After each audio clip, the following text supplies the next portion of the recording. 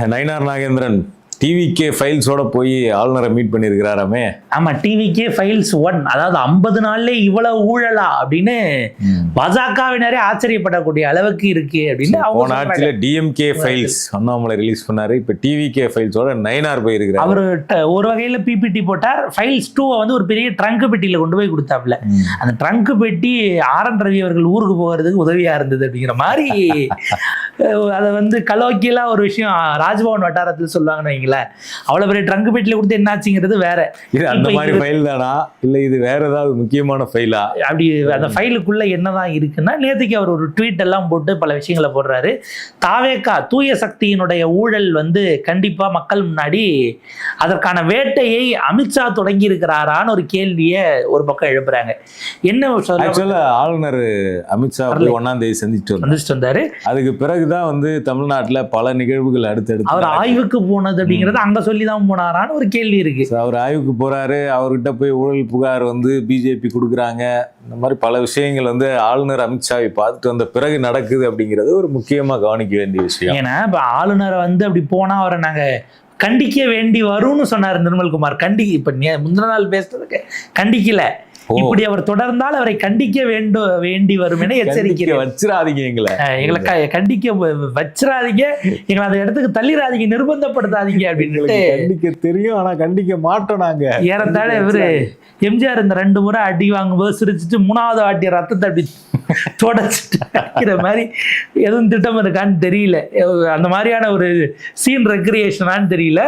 இது அவர் சொன்னார். நீங்க ஆளுநரை எதுக்கு நாங்க கண்டிக்கிறோம் இல்ல கண்டிக்க வேண்டி வரும், அவர் செய்தது அத்துமீறல்ங்கிறதுக்காகலாம் போய் ஆளுநரை பார்க்க வேண்டியதில்லை. நீங்க தான் டிஃபெண்ட் பண்ணி வரிசையா இருக்கிற எல்லா தலைவர்களும் பேசிட்டீங்களே. அப்ப இது அதை தாண்டி ஒரு லிங்காக இருக்கிறது. குறிப்பாக இவங்க என்னென்ன சார்ஜ் எல்லாம் நயினார் முன்வைக்கிறாருன்னா, இதை நிறைய விஷயங்கள் பேசியிருக்காங்க. சொல்ல போனால் அமித்ஷா ஏதாவது ஒரு விஷயத்த சொல்லுங்கன்னு கூட சொல்லி அனுப்பியிருந்திருக்கலாம் கட்சி சார்ந்து. பட் அதை தாண்டி தாவேகாவினர் வந்து பாத்தீங்கன்னா மாமூல் அராஜகம் தலைவிரித்தாடுது அப்படின்னு ஒரு குற்றச்சாட்டு வைக்கிறாங்க. அடுத்தது டெண்டர். ஆல்ரெடி ஜூவி நக்கீரன் இது மாதிரி பத்திரிகை மேகசின்லாம் நியூஸ் சொல்லியா இருந்தது. காஞ்சிபுரம் செங்கல்பட்டு மாவட்டத்தில் இருக்கக்கூடிய அந்த குவாரிஸ்ல நிறைய இடத்துல வந்து ஏற்கனவே டிஎம்கே ஆட்சியிலே இந்த மாதிரி இருந்தது. இவங்க வந்ததுக்கு அப்புறம் அதை விட இன்னும் அதோடைய அமௌண்ட்டை அதிகப்படுத்தி இருக்கிறாங்க மாமூலை அப்படின்னு சொல்லிட்டு கழுகாரில் வெளியாயிருந்தது ஜூவியில். அதே போல அந்த செங்கல் சூழலை போய் ஒருத்தர் கேட்டு தகராறு பண்ணி அவங்க எல்லாம் போராட்டத்துக்கு வந்து அவரை கட்சி விட்டு நீக்கினாங்க. அதுக்கப்புறம் வழக்கு பதிவாகி அது போதாங்கிறது தெரியல. திருப்பத்தூர் சைடு சொல்லியிருந்தாங்க, கழுகாரில் வந்து போன ஆட்சியெல்லாம் 1 லட்ச ரூபா வாங்குவாங்க மாமூல்னு சொல்லிட்டு, இப்போ வந்துட்டு அதிகாரிகளுக்கு தனியாக கொடுக்கணும், எங்களுக்கு தனியாக கொடுக்கணும்னு கேட்குறாங்க போல. அவங்களுக்கு தனி எங்களுக்கு தனி பிரிக்கிறாங்களாம். அது அதாவது பார்ட்டி ஃபண்டு தனி, பியூரோக்ரஸி ஃபண்டு தனின்னு கேட்குறாங்களாங்கிற மாதிரி இருக்குது. இது போக ஸ்கிராப்புக்கான விஷயங்கள் வந்து நம்ம இந்த சுத்தோட்டாரத்தில் அது ஒரு மிகப்பெரிய, அதை வச்சு நீங்கள் வெப் சீரிஸே எடுக்கிற அளவுக்கு அதனுடைய ஸ்டோரிங்கிறது ஓடும். அதில் யார் அந்த இதை கைப்பற்றுறதுங்கிறது அது ஒரு சைடு. இப்போ மாமூல் ராஜகம்ங்கிற ஒரு குற்றச்சாட்டை அவர் முன்வைக்கிறார். அடுத்தது டெண்டர் விடுவதில் முறைகேடு. இதில் என்னன்னா, இப்போ வரைக்கும் ஒரு விஷயம், இவங்க வந்துட்டு இந்த ஒரு டெண்டர் 6 மணி நேரத்தில் விடப்பட்டு அதில் 2 பேர் சஸ்பென்ஷனில் கொண்டு போனாங்க. பிடிஓ ஒருத்தவங்களையும் ஏஇ ஒருத்தவங்களையும். இவர் புசி ஆனந்த் அவர்களுடைய துறை தான் அது. அவர் துறையில் விடப்பட்ட டெண்டருக்கான குற்றச்சாட்டு 6 மணி நேரத்தை க்ளோஸ் பண்ணிட்டீங்க, இந்திய வரலாற்றில் இப்படி நடந்தது இல்லை, 6 ஹவர்ஸில் இவ்வளோ ஸ்பீடாவா, இதுதான் உங்கள் மாற்றமானு கேட்டு அது பொதுவெளிக்கு வந்த பிறகு தான் விஷயம் தெரிஞ்சு நீக்கிறாங்க. அதுக்கப்புறம் ஒரு நியூஸ் மட்டும் வந்தது, 100க்கும் மேற்பட்ட குறுகிய கால டெண்டர்களை ரத்து செய்தது தாவேகா அரசு, அதிரடி நடவடிக்கை அப்படின்னு போட்டாங்க. கேள்வி எங்க வரும்னா, இந்த டெண்டர் எப்போது விடப்பட்டதுன்னா மே 13 இருந்து மே 22 வரைக்கும் விடப்பட்டது. மே 10ஆம் தேதியே விஜய் அவர்கள் முதலமைச்சராக பொறுப்பேற்றுறாரு. இந்த 9 நாள் உங்க ஆட்சிங்கிறத தாண்டி நீங்க டெண்டரை ரத்து பண்ணிட்டீங்க, ரைட்டு. தப்பு பண்ணா யார் பண்ணிருப்பா? ஒன்று நிறுவனம், அந்த நிறுவனங்கள் உள்ள இது பண்ணியிருப்பான். அப்ப நீங்க அந்த நிறுவனத்தை பிளாக் லிஸ்ட் பண்ணணும். இது வரைக்கும் யாரையும் பண்ணதா சொல்லலை. அதிகாரிகள் பண்ணியிருந்தா குறைஞ்சது மெமோ இஷ்யூ பண்ணியிருக்கணும், இல்லை சஸ்பென்ஷனில் போட்டிருக்கணும், இல்லை துறை ரீதியான நடவடிக்கைக்கு உத்தரவிட்டிருக்கணும். நீங்கள் அதையும் சொல்லலைன்னா அப்போ எங்கே தான் கோளாறு நடந்தது, யார் தான் காரணம்? இந்த டெண்டர்கள் ரத்து செய்யணும்னா முறைகேடு நடந்திருக்குன்னு வச்சுப்போமே, முறைகேட்டுக்கு யார் காரணம் யாரையுமே சொல்லாமல் கேன்சல் பண்ணிங்கன்னா, சில இதில் சொல்லுவாங்க அடுத்த மாதத்துக்கான இது டெண்டர் நீங்கள் அது ஒவ்வொரு தவணையாக நீங்கள் அரசு இது எடுத்தால் சமயத்தில் அந்த ஃபண்ட்ஸ் ரிலீஸ் ஆகும்ல, நீங்க ஏதோ ஒரு இது எடுக்கிறீங்கன்னா அடுத்த மாசத்துக்கு அவனுக்கு போக வேண்டிய தவணை நிப்பாட்டி வச்சா அவனா வர போறான், நீங்க எதுக்கு அப்படின்ற மாதிரி இது அப்படியான எதுவும் தான் ஒரு குற்றச்சாட்டையும் எழுப்புனாங்க. டிரான்ஸ்பரன்சி கொண்டு வர சொல்வதுங்கிறது நல்ல விஷயம் தான், வரணும் தான். டிரான்ஸ்பரன்சியில தாவேக்கா சார்ந்த விஷயங்கள் டிரான்ஸ்பரண்டா இருக்கா? இப்போ நீங்கள் திமுகவினுடைய விஷயங்கள் எல்லாம் கொண்டு வரீங்க, ஒயிட் பேப்பருங்கிறீங்க, வரிசையாக ரிலீஸ் பண்ணுறீங்க இல்லையா? ஆனால் நீங்கள் போடுற அப்பாயின்மெண்ட் எல்லாம் ரகசியமாக வைக்கிறீங்களே, அது என்ன கணக்கில் டிரான்ஸ்பரன்சி அப்படின்னு ஒன்று கேட்கிறது. உதவி பேராசிரியர் தேர்வில் குளறுபடி, இது 3வது விஷயமா எடுத்திருக்காங்க. சமீபத்தில் அந்த லிஸ்ட் வெளியாச்சு, தேர்வு செய்யப்பட்டவர்கள் லிஸ்ட்டு. 2006 பிறந்த ஒருத்தருக்கு போஸ்டிங் கொடுத்துருக்குறாங்க. வயசு எப்பதான் 20 வயசு தான், 20 வயசு ஆகுது. 19 வயசுல அவரு யூஜி முடிச்சு பிஜி முடிச்சு எப்படி அது வரும்? ப்ரொஃபஸர் அசிஸ்டன்ட் ப்ரொஃபஸராகவே ஆயிட்டாரு. ஆகக்கூடிய அசிஸ்டன்ட் ப்ரொஃபஸர் தகுதியுடையவரா காம்படிட்டிவ் எக்ஸாம்ல ஜெயிச்சிருக்காப்புல. இன்னொருத்தர் பேரே இல்லாமல் ஒருவருக்கு நியமனம் போட்டிருந்தாங்க. இது எனக்கு பேரே இல்லை. நம்ம இதில் எஸ்ஐஆர் அந்த ஓட்டர் லிஸ்ட்டில் சேர்க்கும்போது ABCDE 00 வீட்டு நம்பரு, ABCDEFGன்னு பேரை வச்சு போட்டது, இந்த மாதிரியான ஒரு பேட்டர்னில் இது நடந்திருக்கா? இது எப்படி கிளியர் ஆச்சு அப்படிங்கிறது. அப்போ நீங்கள் அதை நிப்பாட்டி வச்சுருக்கணும். இல்லை இதில் சம்மந்தப்பட்ட டீம் யார் என்ன, அதாவது நீங்கள் அந்த சேசிங்கிறதெல்லாம் இன்றைக்கி வெவ்வேறு விதமாக, பேப்பர் சேசிங்கிறதெல்லாம் ரொம்ப பழசாயிருச்சு. நீங்கள் உட்காந்துருக்கீங்கன்னா அந்த எக்ஸாம் ஹாலில் எக்ஸாம் திட்டத்தில் உங்கள் சிஸ்டத்தை மட்டுமே ஹேக் பண்ணி அவங்க ஆன்சரெல்லாம் சப்மிட் பண்ணி போடுற அளவுக்கெல்லாம் டெக்னாலஜிக்கெல்லாம் போயிருக்காங்க அப்படிங்கிறாங்க. நாங்கள் அதுக்காக ஹெலிகாப்டரில் கொஸ்டின் பேப்பரை கொண்டு போகிறோங்கிற அளவுக்கு மோடிஜி சிறப்பாக யோசிக்கக்கூடிய அளவுக்கு ஹெலிகாப்டரில் கொண்டு போகிற அளவுக்கு இருக்குன்னும் போது இந்த முறைகேடுகளை கையில் எடுக்கிறாங்க. இதுக்கு அடுத்தது அரசு வழக்கறிஞர் நியமனத்தில் ஊழல். இதுதான் உழுக்கக்கூடிய குற்றச்சாட்டு, உழுக்கப்பட வேண்டிய குற்றச்சாட்டு. இது மேல ஒரு புகாரை அந்த கட்சியை சேர்ந்த நிர்வாகியே கொடுத்திருக்கிறாங்க. தாவேக்கா வழக்கறிஞர் ஞானசுந்தரி, அவங்க பேர் ஞானசுந்தரி, அவங்களே புகார் கொடுத்திருக்கிறாங்க. அரசு வழக்கறிஞரை நியமிக்கணும்னா 5 லட்சத்திலிருந்து 30 லட்ச ரூபா வரைக்கும் லஞ்சம் கேட்கிறார்கள் அப்படின்னு ஒரு புகாரை, ஒரு பகீர் குற்றச்சாட்டை சட்டத்துறை மேல வச்சிருக்கிறாங்க. இதுக்கு பொறுப்பான அமைச்சராக இருப்பவர் நிர்மல்குமார் அவர்கள். இதுல என்ன கவனிக்கணும்னா, இப்ப உடனே என்ன சொல்றாங்க, அவங்க எங்க கட்சின்லாம் சொல்லாதீங்க, ஆன்லைன்ல யார் வேணாலும் பதிவு பண்ணலான்னு. ஆன்லைன்ல யார் வேணாலும் பதிவு பண்ணலாங்கிறத வச்சுதான் நாங்க 1 கோடி வந்தோம் நீங்க சொல்லிக்கிட்டு இருந்தீங்க. அப்புறம் இப்ப என்ன ஆன்லைன்ல யார் வேணாலும் பதிவு பண்ணலாம்னா, கட்சியில உறுப்பினரா இருக்காங்க, இப்ப ஒண்ணு நீங்க அவங்களை நீக்கணும். அதை செஞ்சீங்கன்னா அது அதை விட ஸ்ரீவைகுண்டம் இதில் புகார் தெரிவித்த பெண்ணே நீக்கப்பட்டாங்கன்னு நினைக்கிறேன். அது இல்லவோ இல்லை இன்னொரு வழக்கில் குற்றச்சாட்டு வச்சவங்கள கட்சியிலேருந்து நீங்கள் நீக்கினது தான் செஞ்சீங்க. இப்போ இந்த விஷயங்கள் எல்லாம் பார்க்கும்போது அவங்க உங்கள் கட்சியா இல்லையாங்கிறது எங்களுக்கு விவாதம் தேவையே இல்லை. அரசு வழக்கறிஞருக்கு பணம் போடுறதுக்கு பணம் வாங்கப்பட்டதா இல்லையா, யார் வாங்கினா, எவ்வளவு வாங்கினா, மாவட்ட வாரியில்லாக எவ்வளவு கொடுக்கப்பட்டது, அப்போ நீங்கள் எப்படி இந்த இடத்துல இதில் இன்னொரு கூத்து என்ன தெரியுமா குமுறாங்க தாவேக்கால சில நண்பர்கள், திமுக அதிமுக வக்கீல்கள் எல்லாம் பணத்தை கொடுத்துட்டு அரசு வக்கீல் ஆகிறாங்க. நாங்கள் இந்த கட்சிக்காக கேஸுகளை பார்த்து போன இதில் அவங்க ஆட்கள் ஆன்லைனில் போட்டதுக்கெல்லாம் ட்வீட்டுக்கெல்லாம் வாங்கின கேஸுக்கெல்லாம் நாங்கள் போய் அலைஞ்சிக்கிட்டு இருந்தோம். எங்கள் கட்சி ஆட்சி வந்தது, எங்களுக்கு ஏதோ ஒரு வாய்ப்பு கிடைக்கும், ஒரு எதிர்காலம் கிடைக்கும்னு நாங்கள் நினச்சா திமுக அதிமுகவில் இருக்க வக்கீல் இவங்கெல்லாம் நாங்கள் எதிர்த்தாங்க. கோர்ட்லேயே வெவ்வேறு டீமாக நாங்கள் செயல்பட்டுக்கிட்டு இருக்கோம். லோக்கல் கோர்ட்டில் மாவட்ட நீதிமன்றத்தில் எங்கள் ஆட்சி வந்தோம், அவங்க உட்காந்தாங்கன்னா நாங்கள் என்னங்க எதுக்குங்க வேலை பார்த்தோங்கிற அளவுக்கு குமுறல் வருது. ஒரு சைட் பார்த்தோம்னா மாவட்ட செயலாளர் ஒருவர் தான் இதை வெளியில் கொண்டு போனாலும் பரவாயில்ல நகர்த்தி விட்டது. ஏன்னா அவருக்கே தெரியாமல் சில நேரங்களில் ரெக்கமெண்டேஷன்ஸ் எல்லாம் நடக்கும்ல, அமைச்சர்கள் அவங்களுக்கு வேண்டப்பட்டவங்களை கொடுங்கன்னுட்டு வேற சில அமைச்சர்கள் சட்ட அமைச்சருக்கு ரெக்கமெண்ட் பண்ணுவாங்க. அந்த ரெக்கமெண்டேஷன் கடிதங்கள் அப்படி இப்படி ஓடும். யாரை போடுறாங்கன்னு மாவட்ட செயலாளருக்கே தெரியல.